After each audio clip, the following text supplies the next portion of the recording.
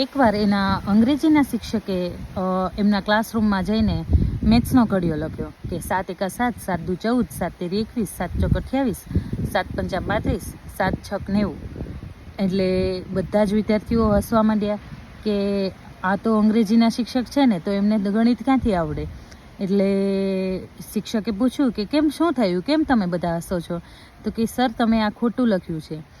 તો સરે એ જ સમજાવ્યું કે મેં ઉપર 5 લખ્યા છે, જે 7 પંચા 35 સુધી, એ તો સાચા લખ્યા હતા.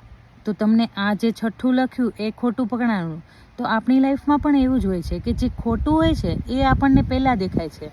જ્યારે અમુક લોકો જ્યારે ખોટું હોય છે ને ત્યારે વકીલ બને છે, અને પોતાનું જ હોય છે ને તો તે જજ બની જાય છે.